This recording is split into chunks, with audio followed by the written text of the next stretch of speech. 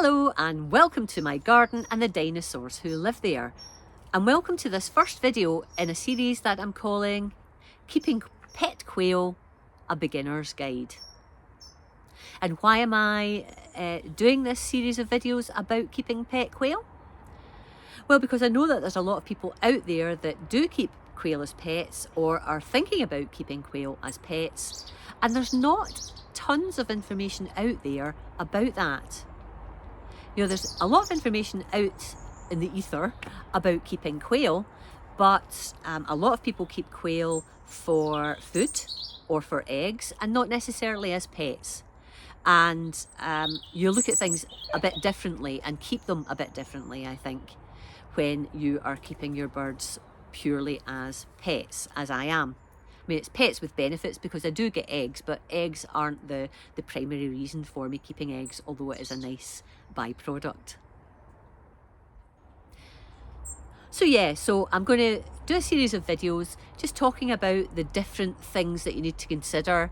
Housing quail, feeding quail, looking after your quail, and hopefully answering questions that you might have about either the quail that you're already keeping or about the concept of it, because you're maybe considering keeping quail. Now, I'm based in the UK, and there's certain things that we cannot do here that other people around the globe can, and I'll also be discussing those. And one thing I will say, I'm not an expert by any stretch of the imagination. I have been keeping quail for 6 years, and in that time I have encountered a number of things, and I have I've gone through, I'm on the 3rd generation of my quail now. So I've had lots of experience, and I've got a sensible head on my shoulder, so I will validate information if there's something that I have heard hearsay about. But I like to look about and actually find some facts rather than just internet hearsay. So I will tell you what I know, and a lot of it through experience, but also from reading sensible and validated information online or in books or whatever. I'm happy for you to ask questions now and throughout the series, and I'll try and answer them. If I can't answer them, I'll try and direct you to a resource that might be able to answer for you. But anyway, without further ado, let's get started. And in this first video, I'm going to show you some of my quail and their particular run, and I'm going to talk in particular about setting up an environment for your quail to live in. So here's one of the quail runs that I built. Now, it's not the prettiest quail run or any sort of run in the world, but it's functional and it is safe from attack from predators. And to be fair, predator protection is the key when it comes to keeping all sorts of livestock, but particularly when you're keeping quail, because everybody loves to try and eat them. So let me just give you a quick run around of this particular run. And it was made with offcuts from other projects. That's why it's a bit higgledy-piggledy. But it is 6.5 feet long, just over 2 feet deep, and just over 2 feet tall, and it's about 3.5 feet above the ground. Now, I've got it above the ground because of 2 reasons. The first, it's good to keep the run above the ground to protect from incursions from things like rats or really it's just rats. I suppose foxes also, but they can jump up and things. But predominantly, if there was any rats, we wouldn't want them to be able to gnaw at the floor, which is wooden, and get in. So we've got the run, as I say, 3.5 feet above the ground, but also for ease of interaction with the quail and ease of housekeeping. So I don't have to bend down. In fact, it's just a perfect height for me to work and you know, I don't have any bending down or sort of crouching to try and get in and see what's happening in the quail run.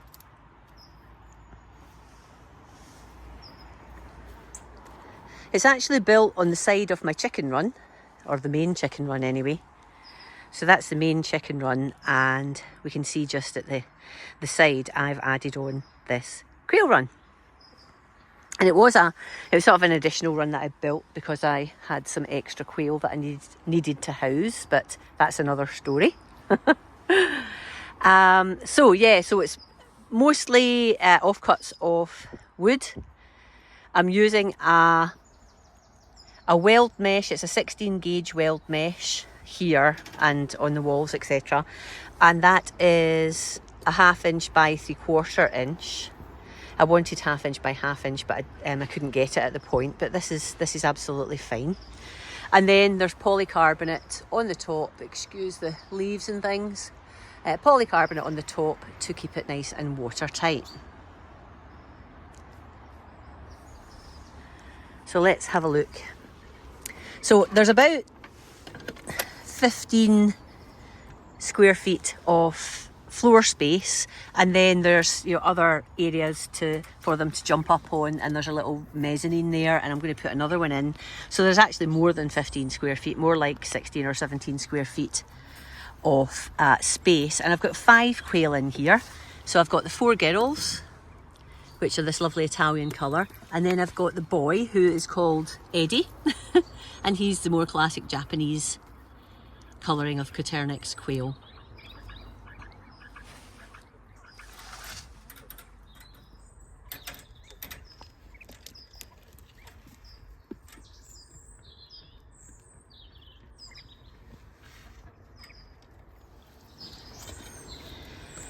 So you'll see that it's not just a plain old run that they're in.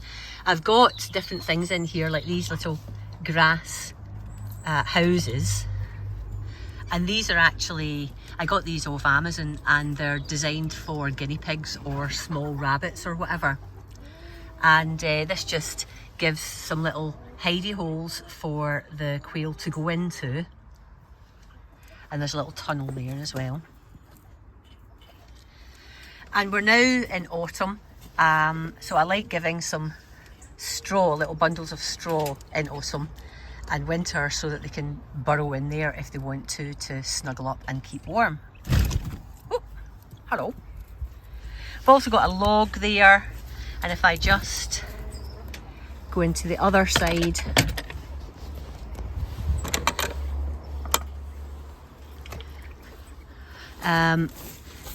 I will include 1 or 2 rocks in there. This is good for them to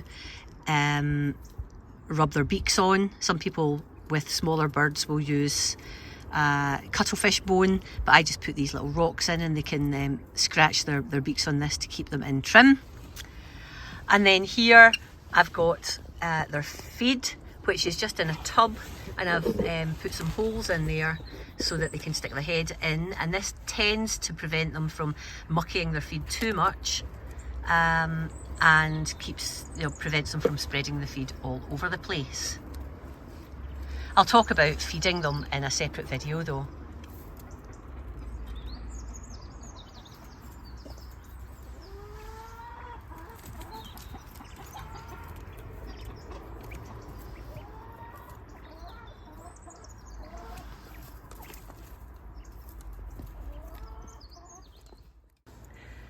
The bedding I use is this stuff here, and it is a hemp, very finely chopped, dust extracted hemp. The particular brand I use is Obi Chick. I'll show you the bag. Bear with me. There's the bag there.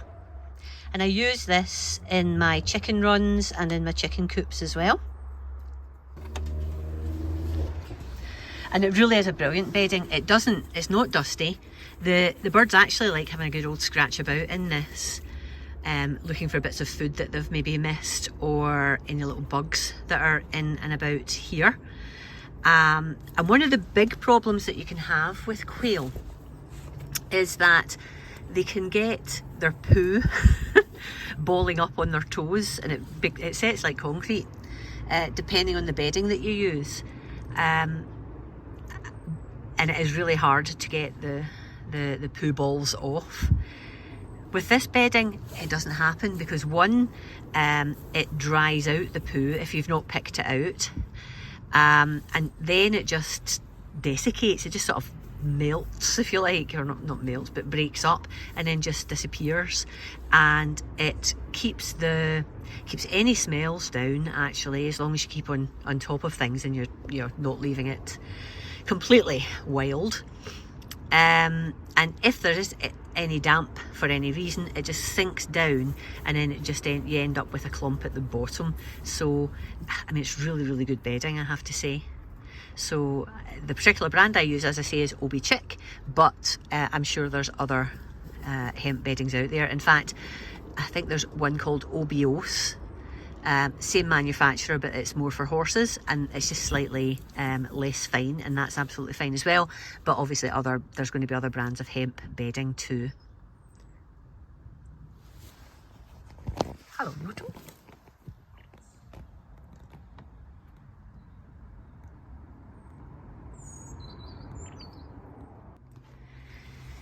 When it comes to cleaning out, I sort of work on a semi-deep litter system, which basically means I don't really take everything out. What I'll do is, on a daily basis, I've got this little cat litter scoop, and as you can see, you can actually just use that to end up with just the poo and any messy bits.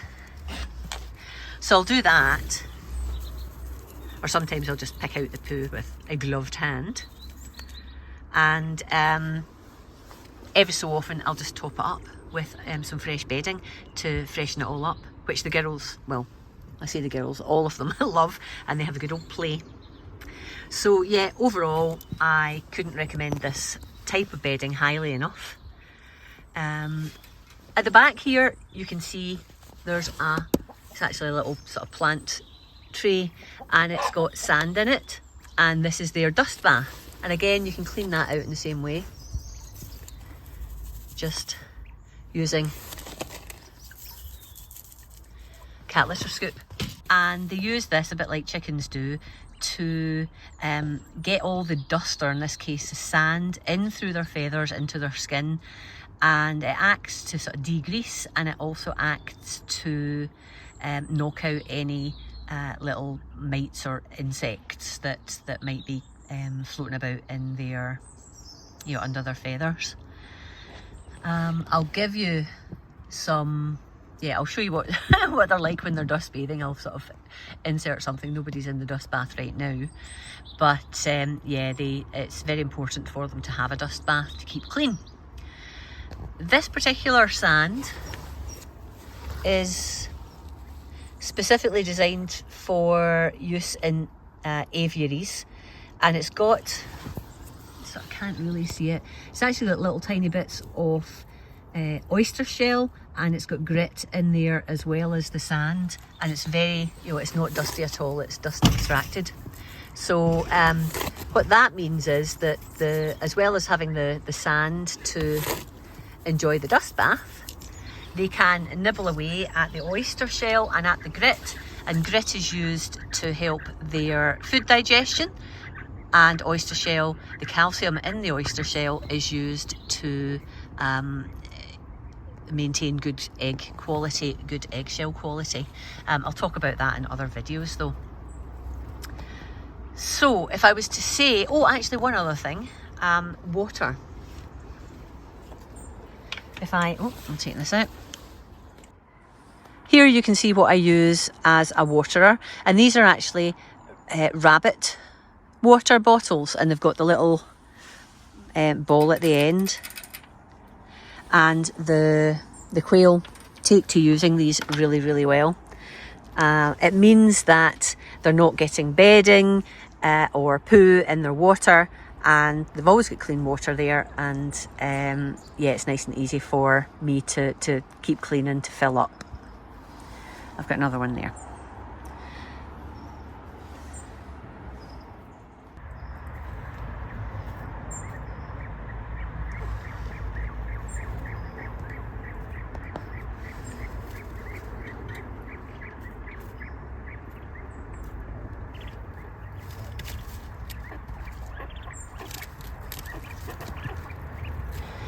So if I was going to give you a list of the must-haves when it comes to quail accommodation, I would say that you have to have a secure run, obviously, so secure from predators.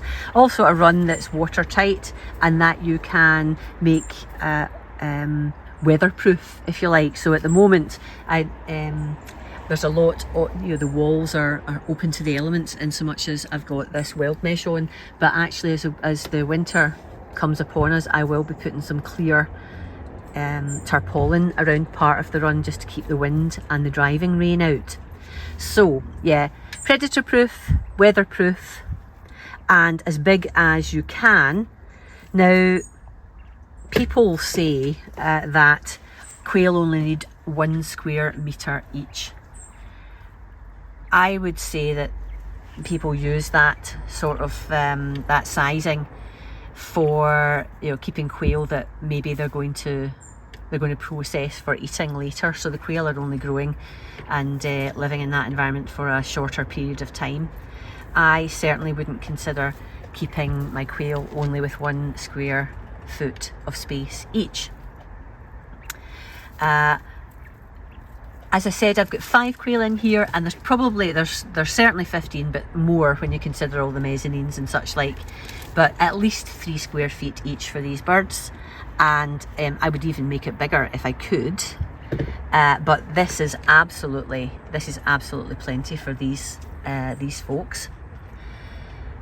You'll generally know if the environment's good for them, because you can get behavioural difficulties, behavioural problems if they are not enjoying their environment and they're too close together and in each other's faces. But I'll talk about behaviour in a separate video as well. So yeah, have the run as big as you can, predator proof, weatherproof, and make sure that you have as much things of interest for the quail in here, so that they've got little places to hide and get away from others if they can't be bothered interacting with them. They've got places to dig and root around in, and obviously you've got to make sure that they've got a good supply of food and water.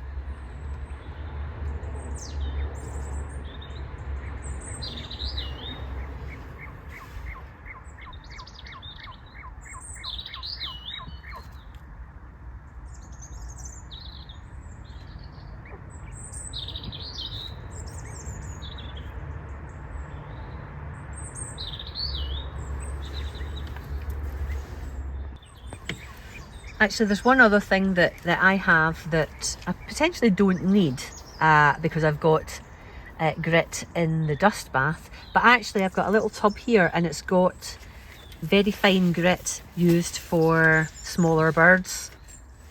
And this has got a combination of grit that's used to help them digest food, and also oyster shell, which has got the calcium in to help eggshell quality.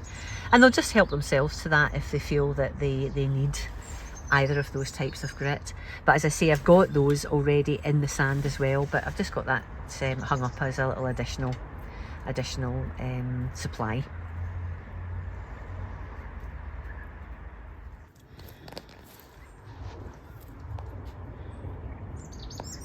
So the quail that I have in this run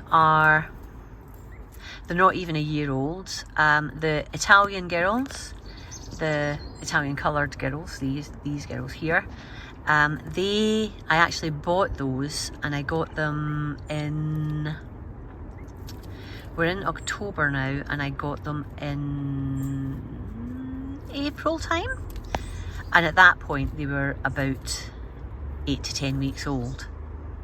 So they're only a few months old, but quail mature very, very quickly. In fact, they're mature at around about 8 weeks, and they can start laying then, and also start the boys can start getting the urge to reproduce. So they're still young though. They're still young. Quail can live in captivity. Pet quail can live in captivity 4 to 6 years. 6 is getting on a bit. I do have a 6-year-old quail down in one of the other runs. My original boy, he's called Quentin, and I'll introduce you to him in another video. But as I say, these girls are quite young, and the boy who is called Eddie and is in here, if I can see him. Eddie is also, well, what age is he? He was actually bred by me, although I tend not to intend to breed birds, but one of the girls, one of my other girls decided to sit on eggs. Another story for another day. But we got 5 girls and 2 boys, and Sid and Eddie are the boys. So Sid is in another run with some other girls, and Eddie is here with his 4 girls. And they, Sid and Eddie hatched October last year, so he's a year old. He's keeping himself to himself.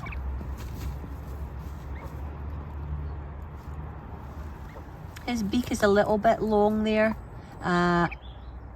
so I may have to give that a little trim myself. He's not really keeping it maintained himself on the rock that I showed you earlier, but again I'll discuss that in another video.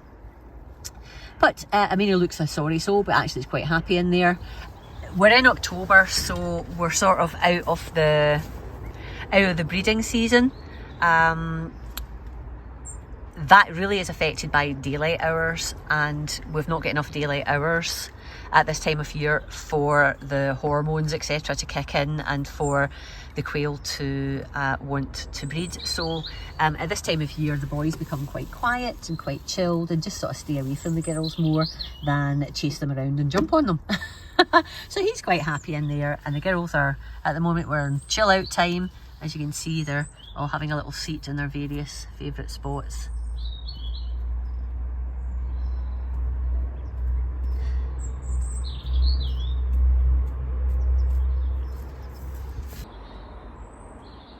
Right, well, I think it's time to call a halt now in this video. I hope you've enjoyed it. If you have, please give me a thumbs up. And if you haven't already subscribed to my channel, it would be lovely if you'd consider subscribing so that you can keep track of any other videos I put up, including the other videos in this series. And to do that, you just click on that subscribe button, and there's a bell. If you click on that, it will mean that you'll get notified anytime I put new videos up.